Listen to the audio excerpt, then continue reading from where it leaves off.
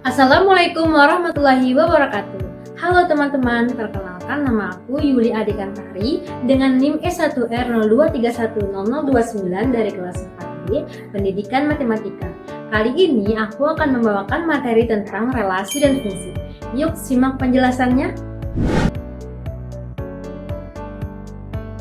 Teman-teman, apakah kalian tahu apa itu relasi dan apa itu fungsi?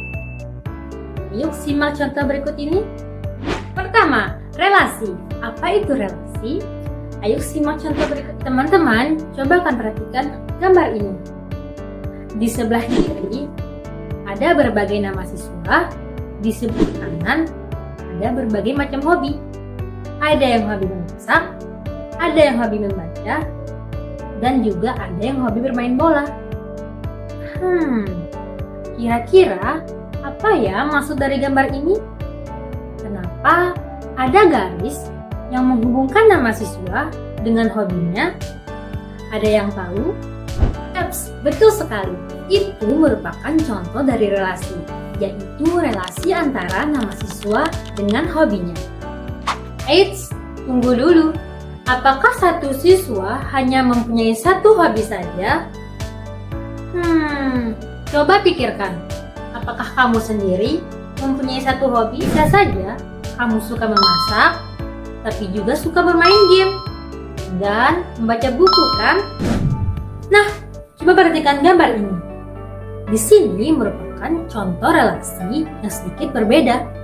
Ternyata ada siswa yang mempunyai lebih dari satu hobi. Contohnya Alisa, yang suka memasak dan juga suka bermain game. Lalu ada Ari dan Indah, juga terhubung kedua hobi sekaligus. Ini menunjukkan bahwa dalam relasi, satu anggota dari himpunan pertama bisa berpasangan dengan lebih dari satu anggota di himpunan kedua. Nah teman-teman, berdasarkan penjelasan tersebut dapat disimpulkan bahwa relasi merupakan hubungan antara satu anggota himpunan dengan anggota himpunan lainnya. Himpunan A dan himpunan B dapat dikatakan memiliki relasi jika ada anggota himpunan yang saling berpasangan satu sama lain. Teman-teman, perlu kan ketahui bahwa ada 3 cara untuk menyajikan relasi. Yang pertama, menggunakan diagram panah.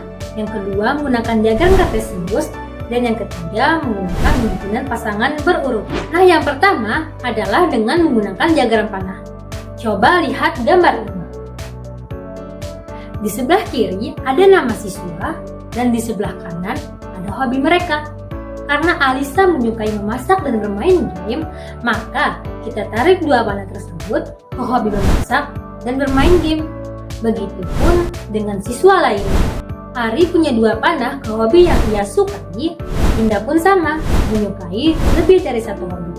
Nah, inilah yang disebut dengan diagram panah, karena kita menggunakan anak panah untuk menunjukkan hubungan atau relasi antara 2 himpunan. Selanjutnya, cara yang kedua untuk menyajikan relasi yaitu dengan menggunakan diagram kartesius. Nah, dalam diagram ini kita menggunakan bidang koordinat.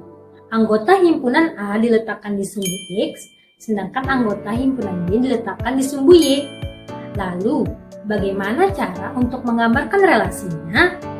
Misalnya, Alisa menyukai memasak dan bermain game, maka kita buat 2 titik. Titik pertama di pertemuan antara Alisa di sumbu X dan memasak di sumbu Y. Titik kedua di pertemuan antara Alisa dan bermain game. Begitupun dengan siswa lainnya. Setiap pasangan yang memiliki relasi kita gambarkan sebagai titik pada bidang kartesius. Nah, dengan cara ini kita bisa melihat hubungan antara 2 himpunan pada bidang kartesius. Menarik bukan? Nah, cara yang ketiga untuk menyajikan relasi dengan menggunakan pasangan berurutan. Di cara ini kita cukup menyajikan pasangan-pasangan yang memiliki hubungan. Misalnya, karena Alisa menyukai memasak dan bermain game, maka kita tuliskan satu persatu. Alisa memasak, Alisa bermain game. Kalau Ari main bola dan membaca, maka kita tulis Ari main bola dan Ari membaca. Dan begitupun seterusnya untuk siswa-siswa lainnya. Selanjutnya, kita akan menentukan domain, kodomain, dan juga range. Apa itu ya? Teman-teman, coba perhatikan gambar ini. Di sebelah kiri merupakan domain, yaitu daerah asal.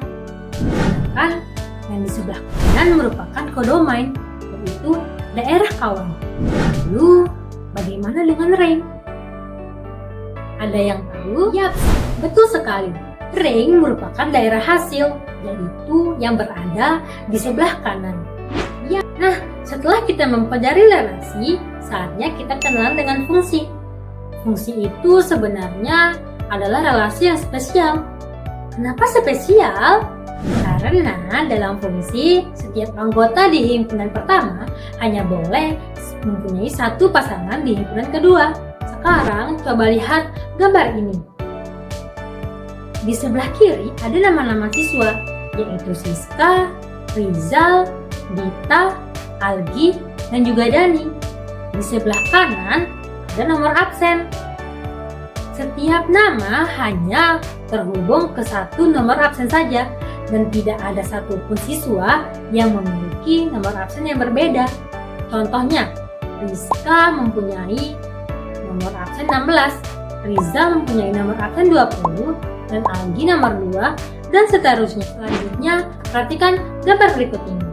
Ini merupakan relasi antara siswa dengan tanggal lahir, di mana di sebelah kiri ada Siska, Rizal, Dita, dan Algi, dan sebelah kanan terdapat tanggal lahir mereka. Apakah mungkin satu orang memiliki dua tanggal lahir? Atau apakah mungkin satu tanggal lahir dimiliki oleh lebih dari satu orang? Gimana ya kira-kira? Jadi teman-teman, untuk pertanyaan pertama, jawabannya tidak. Karena apa? Karena semua orang hanya memiliki satu tanggal lahir saja. Sedangkan untuk pertanyaan kedua, jawabannya iya. Karena beberapa orang memiliki tanggal lahir yang sama. Seperti contoh gambar ini. Bisa dilihat bahwa Dani dan Rizal mempunyai tanggal lahir yang sama. Jadi, berdasarkan penjelasan tersebut, dapat kita simpulkan bahwa fungsi atau pemetaan merupakan relasi dari himpunan A ke himpunan B jika setiap anggota himpunan A berpasangan tepat satu dengan himpunan B. Semua anggota himpunan A atau daerah asal disebut dengan domain, sedangkan semua anggota himpunan B, daerah kawan, disebut dengan kodomain. Hasil dari pemetaan antara domain dan kodomain disebut dengan range atau daerah hasil. Eits, tunggu dulu. Teman-teman, perlu kalian ketahui bahwa syarat dikatakan fungsi jika semua anggota domain mempunyai pasangan dan pasangan anggota domain hanya boleh satu. Teman-teman, selanjutnya untuk memahami lebih dalam apa itu relasi dan fungsi, mari kerjakan latihan berikut ini. Mungkin itu saja dapat saya sampaikan. Wassalamualaikum warahmatullahi wabarakatuh.